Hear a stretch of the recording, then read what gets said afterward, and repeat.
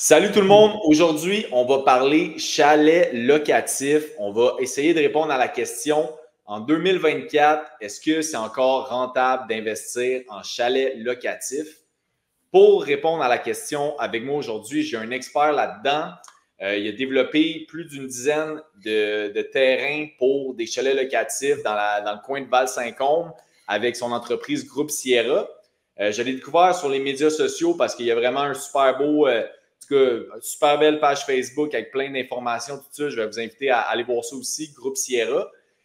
Donc, on a avec nous aujourd'hui Anthony Vallée. Merci d'avoir pris le temps de nous répondre à nos questions aujourd'hui. Bien sûr, merci à toi de l'invitation. C'est super apprécié. Très cher ce que tu fais également là, avec ta chaîne YouTube. Fait que c'est un honneur d'être là. Bon, ben, c'est trop gentil. OK, cool. Fait que, regarde, sans perdre de temps, on va aller direct dans le vif du sujet. Bon, en 2024, tu le sais, on le sait, les taux d'intérêt, c'est rendu du 6 % en montant, des plus gros paiements. Dans le chalet locatif, on dirait qu'il y a eu comme un peu une genre de bulle il y a 5 ans, là, ou il y a quelques années au Québec. Il y a beaucoup plus de monde que ça intéresse. Donc, c'est-à-dire qu'il y a beaucoup plus d'offres sur le marché, beaucoup plus de monde qui offre des chalets. Puis, avec la situation économique, bon, qu'on connaît, est-ce que c'est encore rentable, selon toi, d'investir dans les chalets locatifs? Comment tu vois le portrait en ce moment? Tout à fait. Écoute, tu parles d'augmentation d'offres. Absolument, on voit des projets poussés dans différentes régions du Québec. Mais il y a aussi eu une grosse diminution de l'offre avec qu'est-ce qu'il y a eu avec la réglementation d'Airbnb dans les derniers mois, même dernière année, dans le sens qu'au Québec, on est dans une province qui est quand même fortement réglementée sur ça. Donc, pour être sur Airbnb au Québec, ça te prend un numéro CITQ là, pour y être de manière légale. Puis, en fait, ce qui arrivait, c'est qu'il y avait beaucoup de propriétaires de chalets qui n'étaient pas dans des bons zonages, donc il n'y avait pas de numéro CITQ, qui affichaient leur propriété sur Airbnb quand même. Puis là, il y en a eu une trolley qui ont été complètement bannies d'Airbnb, ce qui est venu réduire l'offre drastiquement. Il y en a encore qui essayent de bypasser ça, puis de prendre un numéro CITQ en place sur une autre adresse, puis de le mettre sur une autre adresse pour être capable de le mettre sur Airbnb. On va faire de la fraude, là. Oui, un peu. Ben, en fait, oui, définitivement, là, sur essayer de bypasser le programme de Airbnb. Mais tout ça pour dire qu'au final, il y a eu une diminution de l'offre existante. Puis oui, là, l'offre est en train peut-être de revenir avec les différents projets qui arrivent. Mais ce n'est pas une offre qui va continuer d'augmenter longtemps encore. Encore une fois, pourquoi? À cause de la réglementation. Oui, il y a des projets en cours présentement, puis tant mieux, parce que les municipalités partout au Québec là, sont en train de resserrer les étaux par rapport au zonage qui le permet. Puis ça, il y en a de moins en moins, puis il y en aura de moins en moins également, parce que les municipalités ne veulent pas que 75 % ou 50 % de leur territoire soit pour ça. Fait que de plus en plus, dès que ça se développe, ils commencent à augmenter la réglementation. OK. Fait que toi, tu serais en train de dire, dans le fond, que l'offre s'est ajustée avec ce nouveau règlement-là. Je ne savais même pas qu'il y avait eu ce règlement-là officiellement. Fait que ça l'a réduit comme l'offre. Il y a encore du monde qui opère illégalement, c'est sûr. Là, mais OK. Fait qu'on a vu comme un bon drop, là. Exact. Puis tu sais, ce que tu dis par rapport au taux d'intérêt, peut-être au changement de comportement des gens, de la manière qu'ils consomment à cause de l'économie qui s'est resserrée, les taux d'intérêt qui ont augmenté. Écoute, 100%, oui, chez Groupe Sierra, on fait du développement, on vend des chalets qui permettent de faire de la location court terme parce que notre zonage de terrain il est bon. Mais au-delà de ça, on est aussi des propriétaires de chalets locatifs, tu sais. Fait qu'il y a eu un moment qu'on en avait 6 en même temps. Là, présentement, on a 4 chalets locatifs. On a vécu les années avant pandémie, on a vécu les années pandémie, puis on vit les années présentement. Fait que les années de folie là, de COVID, puis de 95 % de taux d'occupation, puis de réservation 6 mois d'avance, on les a eus. Ça a été impressionnant. Ça a été vraiment un bon window. Mais on vit aussi les années présentement qui sont plus justement un resserrement, qui sont encore bonnes. Là. Fait que quand tu te démarques, en fait, puis c'est ce qu'on dit à nos clients quand on fait des séminaires, justement, puis on donne la formation. En bout de ligne, là, ça te prend le bon produit, Ouais. la bonne localisation, le bon terrain aussi. Puis un terrain, tu sais, ça ne se crée pas, tu l'as ou tu ne l'as pas. Puis un terrain dans le bois, il y en a peut-être plusieurs, mais un terrain sur le bord d'un lac ou un terrain avec une vue de malade, il y en a peut-être moins. Là. Puis ça prend aussi les bons produits dans ton produit. Fait qu'on parle de spa, de création d'expérience, de sauna, et ainsi de suite. Fait que si tu maîtrises chacun de ces 4 points-là, ben, c'est sûr que tu mets toutes les chances de ton bord d'avoir du succès. Puis, il existe tellement d'outils, justement, pour aller faire sa propre analyse pour voir combien, ça génère réellement un chalet locatif. Fait qu'il existe des outils que tu peux littéralement aller voir toutes les propriétés disponibles sur Airbnb, puis voir, ils ont fait combien dans la dernière année, ça a été quoi leur taux d'occupation dans les 12 derniers mois, ça a été quoi leur prix moyen de la nuit. Fait qu'une fois que tu te rassures puis tu te sécurises avec ces données-là, tu te dis, ben, crime, si je reproduis la même formule que lui qui a déjà des bons résultats, puis en plus de ça, je l'améliore un petit peu, ben, il n'y a aucune raison que tu n'ailles pas 60% de ce que lui fait, mettons. Nice. Bon, OK, fait que il y a comme 2 affaires fait qu'il y a un outil qui te permet d'aller voir sur des listings Airbnb, tu trouves un comparable, puis ça va te dire carrément les infos sur comment il a été loué, le prix qui a été loué. Oui, exact. En fait, il n'y a pas de secret, là. C'est un site qui est public, fait que c'est airdna.com. Okay. Fait que AirDNA va littéralement t'extraire toutes les données de location de Airbnb, que ce soit sur notre projet ou partout dans le monde. Là. Fait que tu vas vraiment voir toutes les listings Airbnb partout, n'importe où dans le monde, ce qu'on disait. Là. Tu vas vraiment voir les résultats des 12 derniers mois. Bon, ben nice. Mais je vais aller le trouver, je vais aller le mettre dans les notes. Fait que cool, ça c'est un bel outil, c'est sûr, parce que si tu vois qu'il y a un chalet comparable qui a fait ces revenus-là, tu sais, comme tu dis, pourquoi tu ne serais pas capable de les faire? Puis l'autre affaire que tu as touché, le point que tu as touché, de ce que je comprends, c'est que c'est comme pour des chalets qui n'ont pas vraiment d'éléments de différenciation, comme dans le bois, qui ne sont pas vraiment adaptés à Airbnb, tout ça, ça va être plus difficile, j'imagine, à cause que justement, il y a des beaux projets comme le tien qui se démarquent. Mais après ça, que si tu as des chalets qui se démarquent, puis justement que ta réglementation le permet, puis que tu offres des plus à un beau produit, un beau marketing, tout ça, ben, tu vas être capable de rendre ça quand même rentable, c'est sûr. Exact. C'est sûr qu'il y en a qui se mangent les bois présentement, que ce soit par rapport à leur localisation, qui sont vraiment loin des grands centres, que ce soit de Montréal ou de Québec, sont à des 2h30 de route. Fait que si tu respectes un rayon raisonnable, je te dirais, le prime, là, ça va être 1h45, gros max des grands centres. Fait que si tu dépasses ça, ben oui, ça va être un petit peu plus raide. Si tu n'as pas une région qui a naturellement des activités à faire, si tu n'as pas d'expérience unique non plus en soi dans ta propriété, on ne se cachera pas que oui, il y en a de l'offre quand même. Là. Fait que c'est important de respecter certains barèmes pour être sûr justement de bien te positionner. Puis tu sais, ils vont le voir, là, les gens, les investisseurs qui s'intéressent à ces genres de projets-là, ben, aller justement sur Airdna, puis aller voir des propriétés qui sont à Mont-Laurier en location court terme. Tu vas le voir que les revenus sont vraiment pas les mêmes que si tu sois dans le prime des Laurentides ou dans le prime de la Nodière ou pas loin de Québec non plus. Là. Fait que c'est des éléments vraiment à prendre en considération. OK, cool. Puis, ben, tu sais, parce qu'après ça, une fois que tu connais tes revenus grâce à un site comme ça où tu as une bonne idée de pouvoir comment les estimer, ben après ça, les calculs, c'est tout le temps pareil. Tu vas essayer de trouver combien tu es capable de générer de revenus, c'est quoi tes dépenses, ça va te donner un montant, puis après ça, est-ce que l'hypothèque se paye avec ça? C'est un peu ça l'objectif. Exact. Toi, mettons, dans les projets, on va en parler plus là, de Groupe Sierra, ce que vous faites.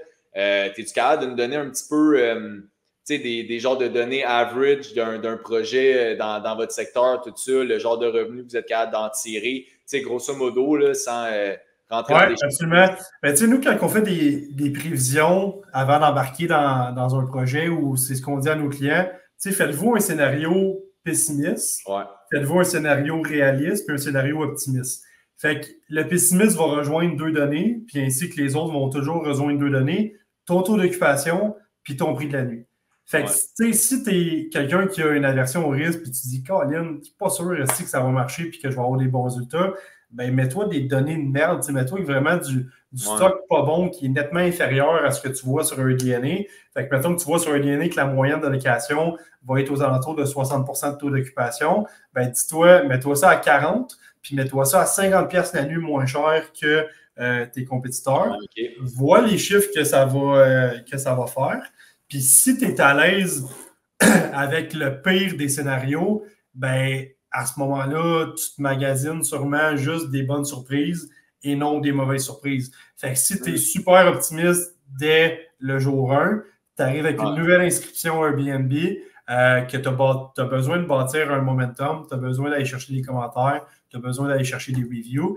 Fait que tu arrives avec un nouveau produit, puis tes attentes sont là de faire 85% de taux d'occupation, de péter le 100 000 en chiffre d'affaires. Ben là, tu risques d'avoir des mauvaises surprises, tu sais. Puis je dis pas que tu vas pas les faire, ces chiffres-là. Tu risques de les faire éventuellement, mais c'est une boule de neige, c'est un effet boule de neige. C'est comme quand tu achètes un produit en ligne sur Amazon, tu vas être plus porté à aller sélectionner celui-là qui a un review de 5 étoiles puis qui a 1000 commentaires versus l'autre qui a pas d'étoiles encore puis qui a 2 commentaires. Tu dis, crème, lui, c'est un spam. Ben, ils ne vont pas penser que tu es un spam, mais ils vont quand même cliquer sûrement sur l'autre. Fait que c'est de comprendre que c'est important d'être patient. Puis je ne dis pas que ça va prendre 3 ans. C'est une question de quelques mois avant que ça kick in.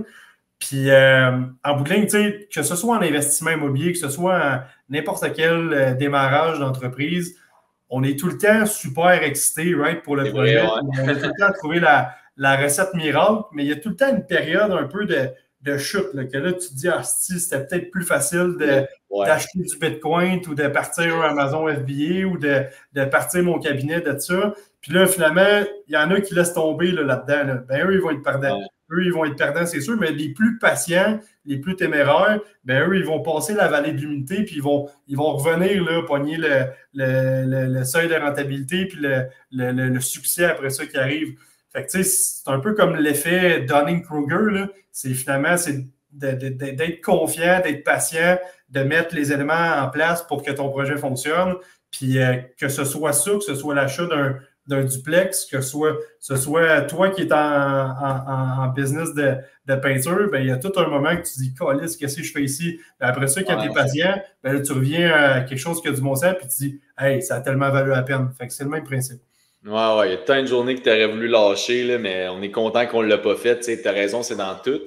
Puis, mais tu sais, ce que tu disais un petit peu de faire tes prévisions pessimistes, optimistes, tout ça, ça, c'est bon pour n'importe quel projet immobilier, là, pas juste des chalets. Même quand tu planifies la construction d'un sixplex, par exemple, parce que je suis là-dedans, même chose avec ton budget et tes coûts de construction. Là, tu veux voir, est-ce que je suis capable d'arriver si mes coûts de construction sont vraiment plus hauts que j'anticipais et ma location n'a pas été aussi bien. Donc, c'est important de regarder le scénario pessimiste, puis est-ce que je suis capable d'être avec ça? Si oui, ben on fait le projet. Sinon, c'est un peu un gamble à prendre, comme tu dis.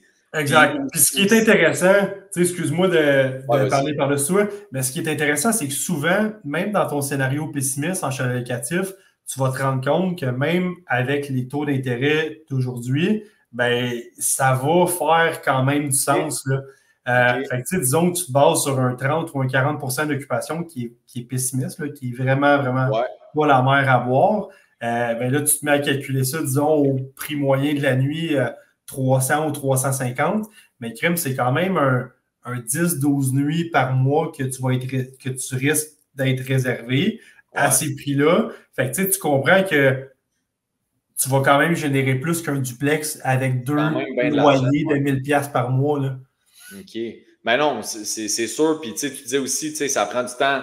Parce que c'est vrai que sur Airbnb, tu veux voir des ratings, tu veux louer une place. Fait qu'au début, c'est plus difficile, mais une fois que tu as passé ça et tu as un beau produit, comme tu dis, c'est des revenus intéressants parce que c'est à la nuit, tu es un peu plus comme un hôtel, puis ça génère des bons revenus. Toi, tu dirais, mettons que quelqu'un qui a une mise de fonds, c'est quel genre de mise de fonds, disons, pour un projet comme ceux que tu offres avec Groupe Sierra? Quel genre de mise de fonds on parle pour un projet comme ça, puis pour être capable d'arriver? Parce qu'on s'entend, il y a aussi l'autre affaire dans un chalet locatif que Après ça, les nuits qui ne sont pas louées, tu as un chalet aussi. Là, ça, c'est un gros plus à ne pas oublier. Puis pour quelqu'un qui veut avoir un chalet, c'est vraiment la meilleure opportunité d'y arriver et que ça ne coûte pas de rentabiliser. Exact. En bout de ligne, là, le but d'investir en immobilier, c'est quoi? C'est de se créer un patrimoine, c'est de venir augmenter son niveau de vie. Puis tu veux augmenter ton niveau de vie pour sûrement prendre plus de vacances, pour peut-être avoir plus de temps avec ta famille, pour peut-être t'acheter un chalet personnel qui est un rêve puis que tu veux profiter avec ta famille. Ben, un chalet locatif, ça va te permettre d'avoir un actif qui travaille pour toi, mais qui automatiquement va te permettre de rehausser ton niveau de vie aussi. Puis que tu vas pouvoir finalement en profiter de ton chalet. Puis non seulement il va te générer du revenu, mais peut-être que toi, tu dépensais 2 fois par année déjà pour louer un chalet locatif, que ça te coûtait, mettons, 2000 pièces de tes poches, puis 2000 $ d'argent gagné, c'est sûrement 3500 d'argent travaillé. Fait que tu te retrouves à ne plus dépenser finalement cet argent-là pour finalement aller à ton chalet qui va te coûter 0. Fait qu'au final, quand tu prends toutes ces choses-là en considération, ben oui, ça vaut vraiment la peine là, parce que ça te permet de rehausser ton niveau de vie immédiatement. Non, c'est ça. Puis pour répondre à la question à peu près, je sais que bon, c'est sûr que ça doit varier de terrain à terrain, de modèle à modèle, mais est-ce que c'est quelque chose d'envisageable pour quelqu'un qui a, mettons, une mise de fonds de 200 000? Toi, mettons, ton projet, ça part à combien à peu près pour être capable? Quel genre de mise de fonds c'est nécessaire pour entamer un projet? Fait que ça va être du cas par cas. Tu vois, nous, chez Groupe Sierra, on a en fait 2 courtiers hypothécaires avec qui on travaille conjointement et qui sont super habitués sur la présentation de dossiers comme ça, puis sont super habitués sur le financement de chalets sur notre domaine. Puis en bout de ligne, il y a beaucoup de gens qui pensent qu'acheter un chalet locatif, ça va te prendre comme 40 % de mise de fonds d'un achat de 500 000, puis ça va te prendre 200 000. C'est vraiment pas tout le monde qui a ça de disponible. Mais tu te rends compte finalement qu'il y a moyen de t'en sortir avec un achat qui est conventionnel, dépendamment c'est quoi tes intentions avec la propriété. Est-ce que tu as l'intention de l'avoir comme résidence secondaire et d'en faire aussi de la location court terme ou quoi que ce soit? Écoute, on va voir des mises de fonds qui sont très standards, comme un achat résidentiel normal. J'ai même eu des gens qui ont en fait acheté un chalet dans le but de l'avoir comme un chalet personnel, mais ils ont un zonage qui permet la location court terme. Fait que sûrement qu'ils vont faire un peu de location court terme. Puis ils s'en sont sortis avec des prêts assurés là, avec la SCHL. Fait qu'on parle de moins de 20 % de mise de fonds. Fait qu'encore une fois, c'est du cas par cas, là, vraiment, dépendamment de la situation du client. Puis le meilleur exercice qu'ils peuvent faire avant de se lancer dans des démarches, dans des recherches, c'est de faire une qualif pour optimiser et éviter de perdre du temps, justement. Puis peut-être que tu te rends compte que tu voulais acheter quelque chose à 600 000, mais finalement, tu passes pour 400. Fait que le courtier va pouvoir te faire un plan, une stratégie pour justement arriver à tes fins, puis comment faire pour finalement être capable d'acheter cette propriété-là que tu voulais.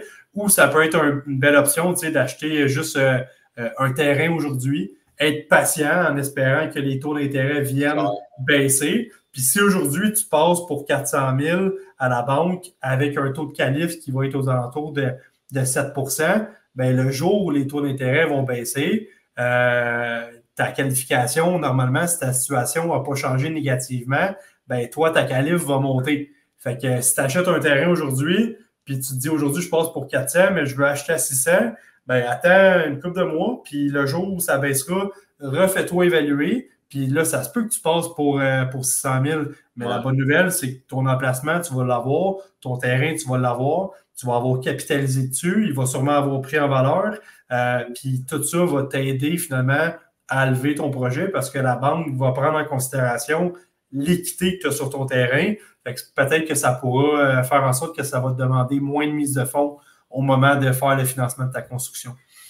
Oui, parce que c'est sûr que toi, tu es bien aussi placé pour le dire. Là. Je ne pense pas que les prix des terrains vont diminuer dans les prochaines années. Là. En tout cas, avec le manque de logement, tout ça, le nombre, écoute, on n'est pas vieux, mais de notre vivant, on n'a pas vu de baisse de prix de terrain. Là. Non, c'est ça. Fait que c'est sûr que c'est un bon investissement. En tout cas, moi, je crois aussi là, en du terrain.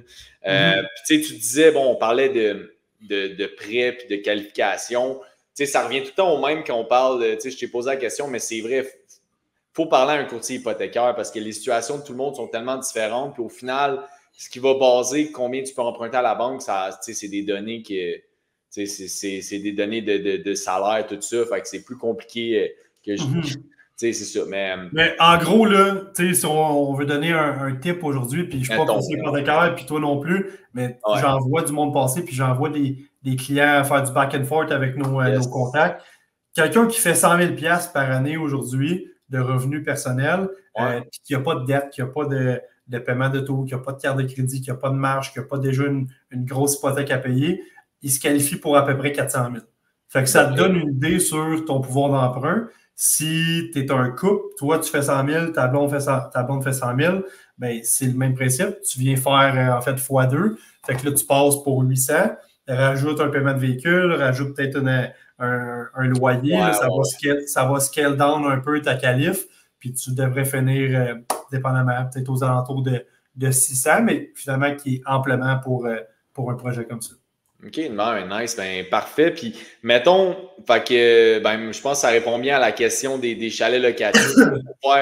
Je pense que pour faire une petite parenthèse là-dessus, le mot de la fin, selon moi, ça serait que, évidemment, comme tout en immobilier, la réponse est tout le temps ça dépend. C'est plate, là, mais un chalet locatif, c'est la même chose que n'importe quel projet. Il y en a qui doivent être super rentables, comme je suis sûr que tu en as eu qui étaient super rentables. Puis après ça, comme tu disais au début, si tu ne te différencies pas vraiment puis que tu ne mets pas trop d'efforts, tu es dans un coin super loin, ben tu risques d'avoir plus de misère, c'est for sure. En bout de ligne, c'est une business. Il faut que tu le traites comme une business, il faut que tu en prennes soin. Je ne te dis pas d'en prendre soin, de te déplacer puis t'en occuper. Là. Ça, c'est plus dans ton mindset d'investissement puis dans tes prises de décision. C'est une business que tu gères. Là. Puis c'est vraiment, tu as le côté humain, tu as l'aspect financier, tu as le côté expérience. Fait que c'est très complet là, à tous les niveaux. En tout cas, mais c'est une belle place pour commencer, puis surtout, ça rend les chalets plus accessibles à du monde qui ont le rêve d'en avoir un. Puis d'ailleurs, justement, parle-nous de ça un peu parce que toi, c'est ça que tu offres chez ton entreprise, développeur de terrain, à Val-Saint-Côme, comme j'ai dit. Je pense que ce que j'ai vu sur Internet, vous avez comme 2 ou 3 projets. Puis dans le fond, parle-nous un peu de qu'est-ce que tu offres, toi, comment ça en est venu. Je trouve ça intéressant, comment tu es devenu un peu peut-être l'histoire en 2 minutes. Là, comment l'histoire de groupe Sierra?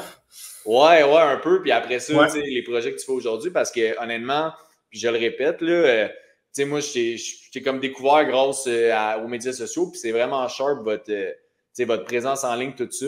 Fait que vas-y, fais-nous un petit peu la petite histoire. Là. Ouais, ben écoute, merci pour le feedback. En bout de ligne, Groupe Sierra, aujourd'hui, on a plusieurs projets à Val-Saint-Côme. On a aussi un projet dans les Laurentides à Saint-Adolphe-d'Haworth. On travaille également sur du développement, en fait, de terrain, toujours le terrain, plus axé sur le multirésidentiel dans la première couronne nord de Montréal. Puis comment Groupe Sierra a démarré, a starté? Au final, on est 3 dans l'entreprise, donc moi, Gabriel et Ghislain, qui sont en fait les co-fondateurs. Je me suis joint à l'équipe, je me suis joint à eux juste un petit peu plus tard, là, quelques semaines après finalement. Puis ça a commencé qu'au finalement, on a 3 bagages en immobilier, mais chacun est différent. Fait que moi, j'étais un investisseur immobilier plus axé sur le multirésidentiel. Et Ghislain, en fait, c'est un ami de longue date. Puis il y a une journée qu'on s'est dit, hey, on part magasiner des chalets locatifs. Puis là, on est revenu à la maison. On avait fait une route jusqu'à Saint-Michel-des-Saints. On avait acheté à Saint-Michel-des-Saints, on avait acheté à Saint-Côme, puis on avait acheté à Sainte-Béatrice. Fait que finalement, c'est une journée de magasinage qui avait coûté au-dessus d'1 million. Mais c'est comme ça que tout a commencé. Fait que là, en fait, lui, après ça, il a rencontré Gabriel. Ils ont acheté une première terre ensemble. Je me suis joint à eux directement dans le projet. Puis, on a commencé à faire de la subdivision de terrain puis du développement de terrain. Fait que moi, mon bagage initial, c'est vraiment dans l'investissement immobilier, tout ce qui est chiffre, développement des affaires, vente. Ghislain, il a été en immobilier pendant plusieurs années également.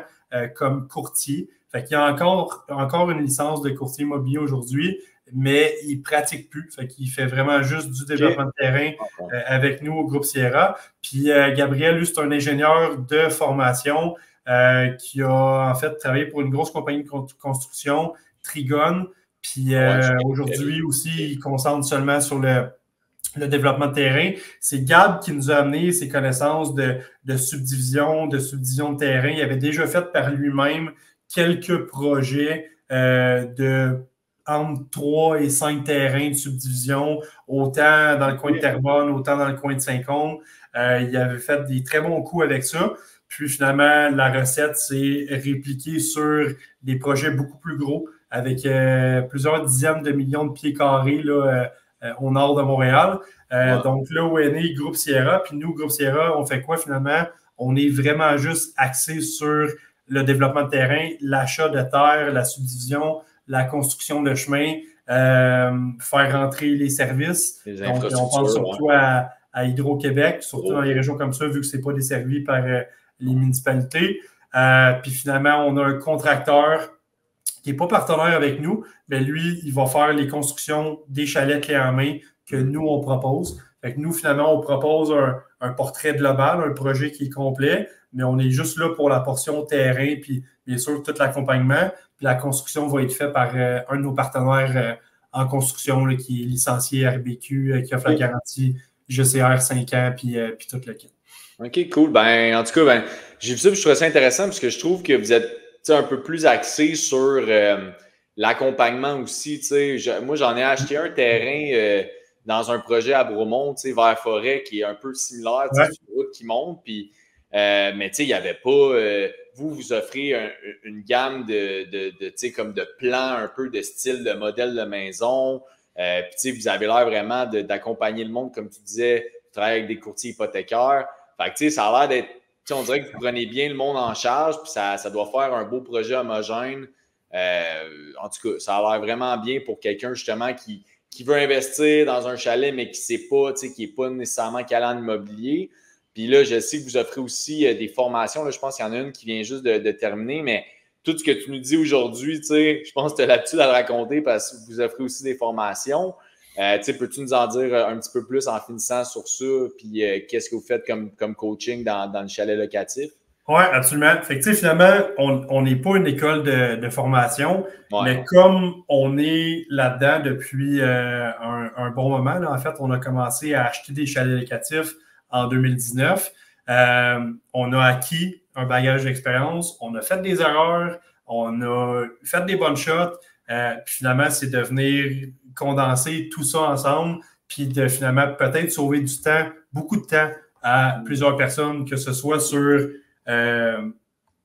ton profil d'investisseur. C'est-tu réellement fait pour toi, ce type d'investissement-là, ou tu es fait plus pour investir en multirésidentiel, que ce soit sur le financement. Encore une fois, on n'est pas des courtiers hypothécaires, sauf qu'on a fait tellement de dossiers pour nous autres, on a vu tellement de dossiers pour nos clients qu'on connaît les rouages, puis on est capable de te référer à la bonne personne selon ta situation.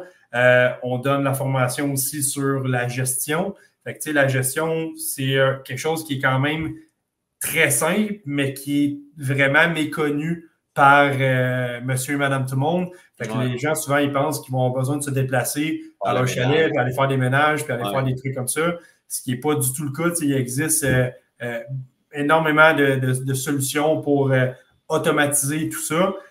Puis finalement, on va montrer comment faire une vraie analyse de marché, comment sortir les données les plus pertinentes sur AirDNA pour ton projet. Fait que, bref, notre but derrière ça, c'est vraiment d'offrir une formation qui est complète pour quelqu'un qui manque de connaissances pour se lancer dans le chalet locatif. Puis au final, quand nos clients terminent une semaine de formation, ils ont absolument toutes les connaissances nécessaires pour prendre une décision d'investissement. Et à ce moment-là, tout ce qu'ils ont vu, autant que c'est applicable dans notre projet, puis oui, on a de la business qui découle de ça, mais on a aussi des gens qui sont en Gaspésie, qui sont en formation avec nous, qui s'achètent un chalet locatif dans leur coin. On a du monde qui achète en Estrie, on a du monde qui achète dans notre projet. Fait que tout ce qu'on voit, ça leur permet en fait d'appliquer cette recette-là n'importe où au Québec ou même ailleurs. C'est juste qu'ailleurs, la réglementation peut être différente. Puis la réglementation, on en parle, là, justement, là, Ouais. puis c'est applicable sur le territoire qu'on a ici. Fait que oui, l'accompagnement, en fait, est au cœur de nos activités. Puis c'est ce qui fait qu'on a énormément de succès. Puis on se rend compte que il y en a une couple des projets, là, justement, de chalets locatifs dans différents secteurs. Mais souvent, les gens derrière tout ça sont même pas, eux, propriétaires de chalets locatifs ou en ont jamais eu. Fait que, comment tu veux bien livrer le message puis bien vendre ou représenter le projet quand tu n'as jamais goûté à ça, autant aux difficultés puis autant au bon coup, tu sais. Fait que quand tu le maîtrises bien, ben après ça, tu l'expliques mieux, puis automatiquement, c'est sûr que ça donne confiance, puis ça fait en sorte que là, aujourd'hui, on vend une 50aine d'unités là, par année. Nice. En tout cas, ben, ça paraît que vous faites ça comme plus pour le service et pour aider le monde, là, parce que j'ai vu le prix, là, c'est pas, clairement, c'est pas de même que vous faites de l'argent. Non, c'est ça. Ça paye même pas la campagne marketing. Là. Ça amortit à peine les coûts. Là. Ben, c'est ça. Fait que, je trouvais ça nice. Puis écoute, c'est quand moi, pour vrai, je suis intéressé, parce que j'ai un chalet qui finit, puis j'aimerais ça apprendre vos affaires. C'est quand, mettons, votre prochain, tu le sais-tu? On n'a jamais de date préétablie encore. On essaie de squeezer ça dans des périodes qui sont plus tranquilles pour nous. Souvent, ça va être le avant puis le après. Fait que là, présentement, en chalet locatif, au printemps, au mois de mai, c'est le petit creux là, parce que l'hiver est fini puis l'été n'est pas commencé encore. Fait que, ben, souvent, on a nos printemps. Bien souvent, on va en faire une à l'automne quand il n'y a plus de feuilles dans les arbres, puis on attend que la neige elle arrive. Puis quand on a du temps, on essaie d'en faire une aussi au début de l'année là, pour décoller en fait les objectifs de l'année en force. Fait que normalement, à peu près 3 fois par année là, en basse saison, puis pour décoller l'année en janvier. Bon, ben, très cool. En tout cas, je vais être là. Je vais m'organiser pour être là la prochaine, mais merci beaucoup, Anthony, d'avoir fait ça. Là, puis c'est super, super hot. Puis pour le monde qui regarde la vidéo, ben, allez regarder le site Groupe Sierra, vous allez voir, c'est vraiment, vraiment beau ce qu'ils font. Fait que bon, ben, encore une fois, merci beaucoup de ton temps. Puis on se dit à la prochaine. Ouais, merci à toi. Merci, c'était un plaisir. Puis bien sharp comme setup. Yes, sir. Bon, ben, un gros merci.